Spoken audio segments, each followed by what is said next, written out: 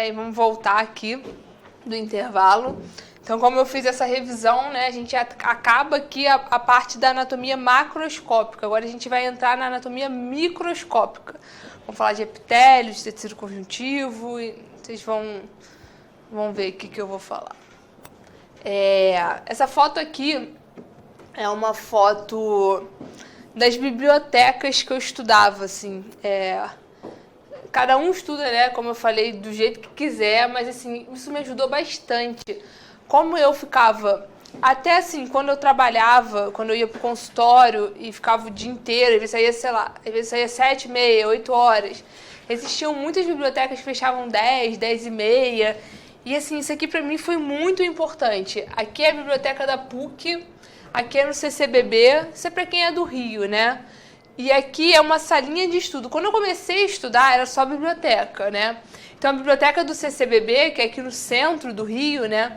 Ela não abre terça-feira, mas ela fica aberta nos outros dias. Então, sábado e domingo, isso aqui, assim, fica, assim, lotado de concurseiro. A maioria é área de direito, né?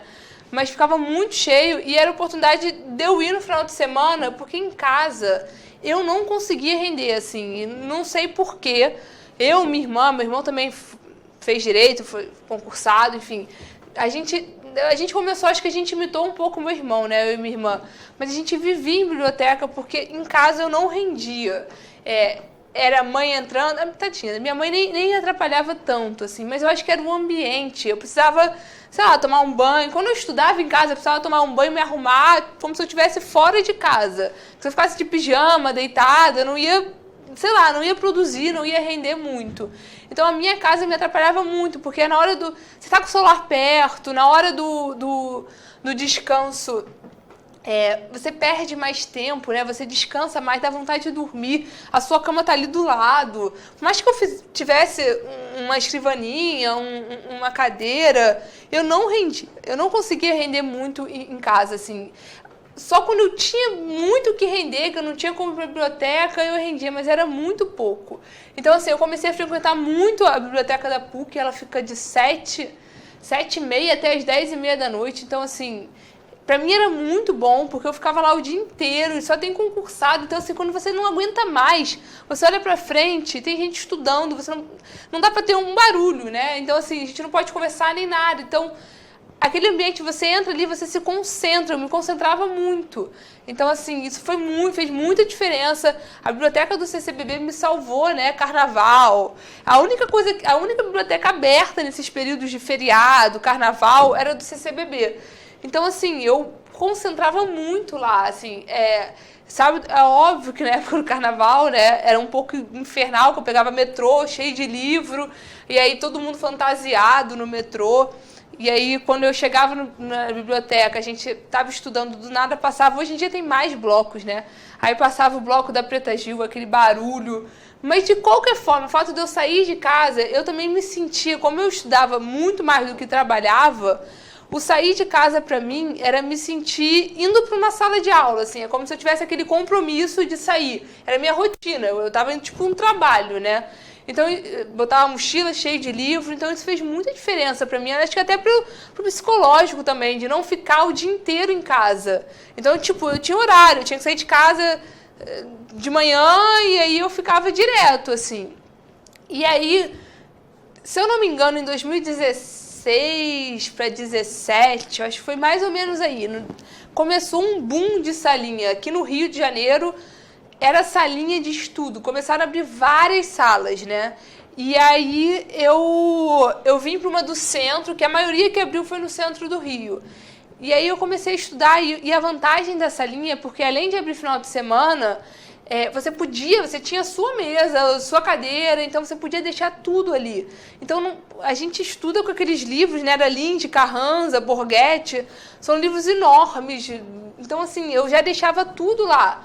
Então era muito bom, assim, né? Eu chegava cedo e já tinha tudo ali. E o que era mais vantajoso é que, assim, muitas vezes eu cheguei a comprar um celular que não tinha WhatsApp nem internet, né? Só para minha mãe ligar, o meu pai ligar para saber que eu tô viva. porque o celular atrapalhava muito o meu estudo, muito. Eu gosto de mexer e tal, mas quando a gente começa a mexer, tá desconcentrado, e várias vezes a gente se desconcentra, você perde 1 hora ali numa bobeira de celular. Então, assim, essas salinhas, eu comecei ou não levar o celular, ou depois, né, de tanto reclamação, eu comprei um celular vagabundo mesmo, que só recebia ligação, só cheguei, tô saindo. Então, assim, aí essa salinha aqui era em frente, depois começou a abrir salinha em todos os lugares do Rio de Janeiro. E aí, em frente à casa dos meus pais, né, que eu morava lá, abriu essa salinha aqui, que era 24 horas no final de semana. Então, durante a semana funcionava de 6 e pouco até meia-noite, e no final de semana era 24 horas. Então, assim, eu podia sair 2 da manhã no sábado, e ali era por digital, então, assim, eu me sentia em casa. Eu ia quase de pijama pra lá, me arrumava um pouquinho e ia. E fez muita diferença pra mim, porque a vantagem dessa salinha foi no último ano, foi em 2018 que eu fui pra essa salinha. A vantagem dela é porque eu não levava o celular, né? Como era próximo da casa dos meus pais, eu ia almoçar lá, voltava.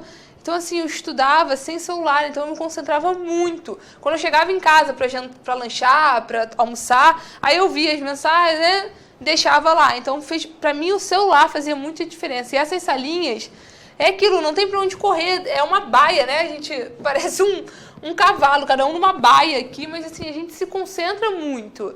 Então, para mim, isso fez muita diferença. É óbvio que agora a gente está vivendo, né, essa pandemia aí que, infelizmente, só está começando, né, do coronavírus. Eu não sei o que vai acontecer até com os concursos. Assim, né, a gente está falando de concurso agora, mas a gente está vivendo uma época, assim, bem grave. Assim, as coisas acredito que, infelizmente, só vão tender a piorar. E é óbvio que isso tudo aqui, né, não vai ter agora, né? A gente vai ter que ficar em casa, né? Eu sei que a maioria aí, eu sei que a aula está sendo gravada ao vivo, então realmente não saiam de casa, né? Graças a Deus eu entrei de férias agora das Forças Armadas para ficar a maior parte do tempo em casa possível. Então, assim, isso aqui não vai existir, né? Não vai existir agora, mas tentar fazer do seu quarto um ambiente confortável agora nessa situação e, assim, aproveitar a situação que a gente está vivendo, assim, de não sair e tentar estudar, botar a matéria em dia, estudar tudo que tem para estudar. Mas, assim, acabando tudo isso aqui, para mim, valeu muito a pena. Muita gente estuda em salinha de estudo, em biblioteca. E você não precisa ser da PUC. Eu fazia uma carteirinha lá, era R$5, se não me engano, por mês. Então, isso faz muita... Para mim, fez muita diferença. Eu estou falando assim só porque é algo assim que, se eu pudesse dar uma dica, quem está meio perdido em casa, porque... Para mim era muito difícil, isso me ajudou bastante, assim, bastante. E o fato de não levar o celular, não ficar levando livros, e livros que aquilo é cansativo nas salinhas de estudo, né, já podendo deixar lá, isso fez muita diferença para mim. Vamos lá, vamos ver o que interessa, né? A gente vai falar da anatomia microscópica. Então vamos lá, epitélio oral.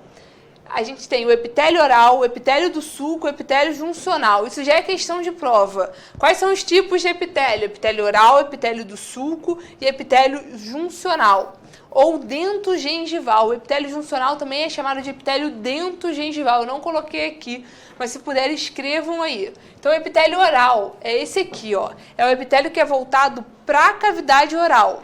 Epitélio do sulco, ele é voltado para o dente, é esse aqui. Então, o epitélio oral é voltado para a cavidade oral, o epitélio do sulco é voltado para o dente, mas ele não está aderido na superfície dentária. Então, quando cai questão sobre o epitélio do sulco, cai muito isso. Então, ele é voltado para o dente, mas ele não tem essa adesão à superfície dentária. Já o epitélio juncional, ele promove a adesão do dente com a gengiva. Então, isso é importante. Os tipos de epitélio, então, epitélio oral voltado para a cavidade oral, o epitélio do sulco voltado para o dente sem estar em contato com a superfície dentária, e epitélio juncional promovendo a adesão do dente com a gengiva. Papilas de tecido conjuntivo e cristas epiteliais. Isso foi uma questão de prova. Então, por que eu botei elas ali? É só para saber que existem papilas de tecido conjuntivo e cristas epiteliais. Vou mostrar aqui como cai. Ó, na gengiva normal, livre de inflamação, as cristas epiteliais e as papilas conjuntivas estão ausentes no limite entre o epitélio juncional e o tecido conjuntivo subjacente. Ou seja, essas cristas epiteliais, essas papilas do tecido conjuntivo, numa gengiva normal que não há inflamação, elas estão ausentes no epitélio juncional, no limite, na verdade, né? Entre o epitélio juncional e o tecido conjuntivo. Só que numa área de inflamação, numa gengiva que não está sadia, numa gengiva inflamada, existem papilas de tecido conjuntivo e cristas epiteliais nesse limite entre o epitélio e o tecido conjuntivo. Isso já foi questão de prova. Então, assim, é bom a gente saber. Então, a papila do tecido conjuntivo e as cristas epiteliais, elas geralmente estão ausentes nesse limite entre epitélio juncional e tecido conjuntivo. Mas numa gengiva inflamada, não sadia, elas estão presentes. Então, o epitélio oral, aquele que eu falei, que é voltado para a cavidade oral, é o epitélio pavimentoso estratificado ceratinizado. Aí está escrito ali, exceto na área de col, porque na área de col ele é um epitélio delgado não ceratinizado. Então, o epitélio oral ele é pavimentoso, estratificado e ceratinizado. Só que na área de col, foi o que eu falei, é o epitélio delgado não ceratinizado. Vamos lá. Quanto ao grau de diferenciação das células produtoras de ceratina, ele pode ser dividido nas seguintes camadas. Então, o epitélio, ele é formado por células. A maioria das células que compõem o epitélio são os ceratinócitos. 90% das células são ceratinócitos. Eu vou falar no slide a seguir. Então, o grau de diferenciação dessas células produtoras de ceratina, elas são divididas em camadas. Deixa eu mostrar aqui, porque isso aqui eu acho importante. É uma parte meio chata de entender, mas eu vou tentar desenhar com o desenho péssimo. Mas enfim, aqui a gente tem as camadas do epitélio. A gente tem a camada basal, a camada espinhosa, então a camada basal, a camada espinhosa, a camada granulosa e a camada córnea, ou ceratinizada, como está ali, né? Ou ceratinizada. Então, ó, no nosso epitélio, ele é dividido nessas camadas. Camada basal, então aqui é o nosso epitélio, né? O epitélio, ele é dividido nessas camadas. Camada basal, camada espinhosa, camada granulosa e camada córnea, tá? A camada basal, que é essa aqui, ela também é chamada de extrato germinativo. Isso é importante, já foi questão de prova. Então, a camada basal também é chamada de extrato germinativo. Então, camada basal, camada espinhosa, camada granulosa e camada córnea ou ceratinizada. São as camadas do epitélio.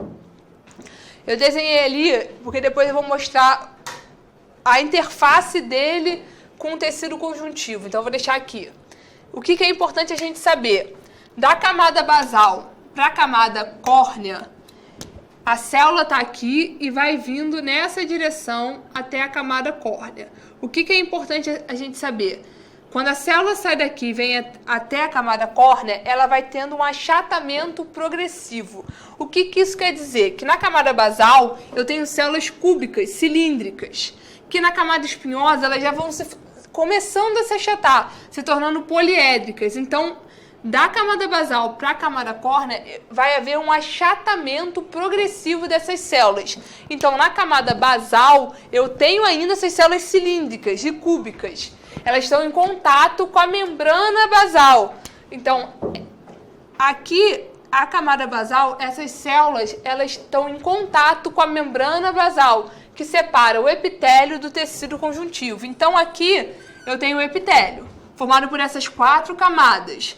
Entre o epitélio e o meu, vou colocar aqui, e o meu tecido conjuntivo, Esse desenho aqui é completamente tosco, tá? Eu tô desenhando ele porque era assim que eu fazia no meu caderno. Quando eu comecei a estudar anatomia, quando eu comecei a entender um pouco, eu só consegui entender essa parte do capítulo desenhando para entrar. Então, assim, é óbvio que pode não ser a forma melhor didaticamente de eu explicar para vocês, mas é a forma com que eu entendi.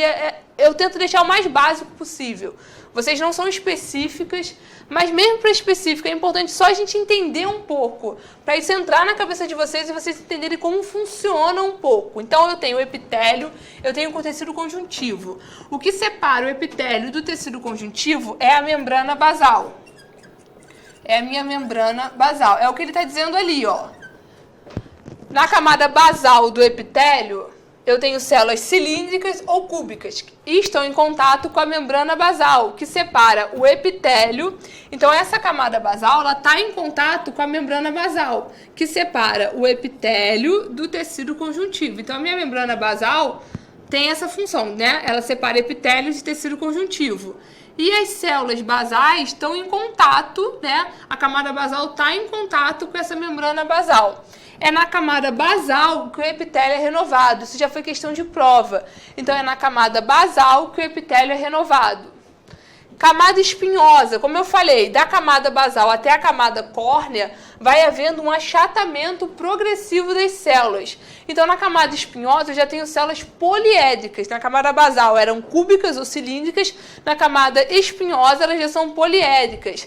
Elas são ligadas por desmossomos, ela tem uma adesão firme, uma aderência sólida. Na camada granulosa, então o que é importante saber dessa camada? Na camada granulosa, eu tenho um aumento de tonofilamentos e um aumento de desmossomos. O número de organelas, tais como mitocôndrias, lamelas do retículo endoplasmático rugoso e complexo de Golgi, diminui. Isso é importante, isso já foi questão de prova. Então, na camada granulosa, eu tenho aumento de tonofilamentos e aumento de desmossomos. Ao mesmo tempo, eu diminuo o número de mitocôndrias, eu diminuo o número de lamelas do retículo endoplasmático rugoso e o complexo de Golgi. Então, na camada granulosa, o número de organelas, tais como mitocôndria, as lamelas do retículo endoplasmático rugoso e os complexos de Golgi diminuem. Então, ao mesmo tempo que eu aumento tonofilamentos e aumento desmossomos, eu diminuo mitocôndria, retículo endoplasmático rugoso e complexo de Golgi. O que é importante? Possui grânulos de querato e hialina e grânulos de glicogênio. Isso também já foi questão de prova. Então, essa camada é importante, né? Tem muita coisa que ocorre nela. Então, possui grânulos de querato e hialina, e grânulos de glicogênio. Então, quando cai questão de prova, cai exatamente assim. Qual é a camada que possui grânulos de querato e hialina? Ou na camada granulosa, o que acontece? Então, assim, camada granulosa, o que a gente tem que saber? Possui grânulos de querato e hialina e grânulos de glicogênio. Eu tenho uma diminuição das organelas, diminui mitocôndrias, diminui retículo endoplasmático rugoso, diminui complexo de Golgi. Ao mesmo tempo, aumenta o número de tonofilamentos e aumenta o número de desmossomos. Tá? Isso é importante. Entrar em mais detalhes sobre isso, tentar entender mais, não interessa. A gente está falando o que interessa de prova. Então, interessa saber que nessa camada granulosa ocorre isso tudo aqui. Isso tem que saber, é importante. Já na camada córnea, eu vou ter o meu citoplasma celular impregnado de ceratina. Então, ó, camada basal é onde o epitélio se renova, status germinativo. Camada espinhosa, camada granulosa, córnea. Camada basal, ainda tenho células cúbicas e cilíndricas. A partir do momento que ela sai da camada basal e vai para a camada córnea, há um achatamento progressivo dessas células.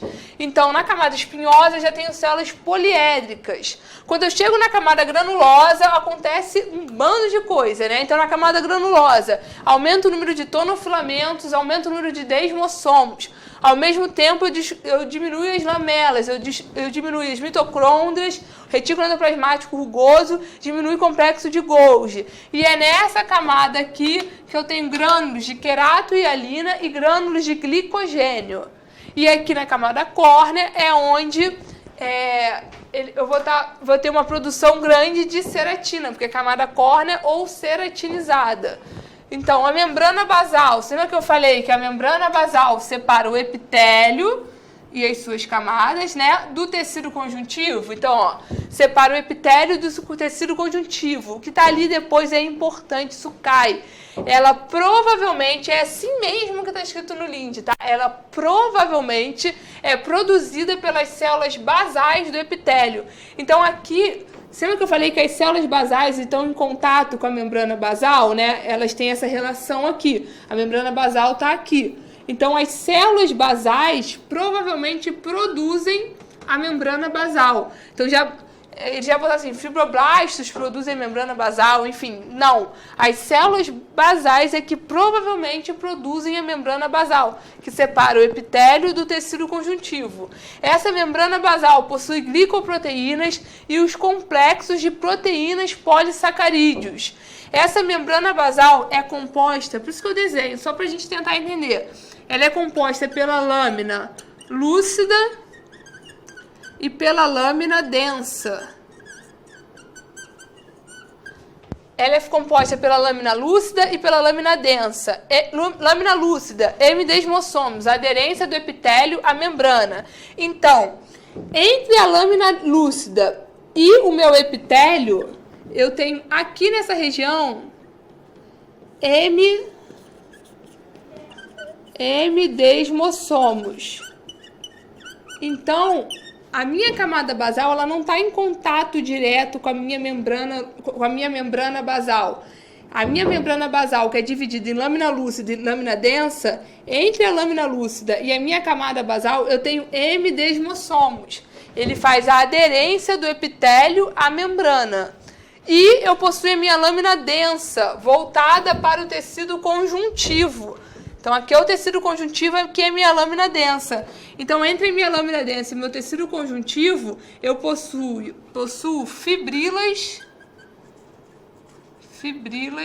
de ancoragem.